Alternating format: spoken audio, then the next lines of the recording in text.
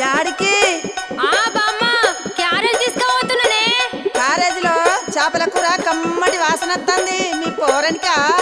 ఏ నువ్వు ఊకో బామ్మ, పోరడంట పోరడు. మా అన్నకు తీసుకుపోతున్నా. అదేందే మీ అన్నకు మీ వదిన తీసుకుపోతుంది కదా?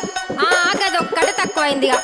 మా వదినకు చీరలు కావాలి, లిప్స్టిక్లు కావాలి, అది కావాలి, ఇది కావాలని అన్ని అడుగుడు తెలుసు కానీ ఇవన్నీ చెయ్యది. అవునా? ఏం పనులు చేయదా మీ వదినే?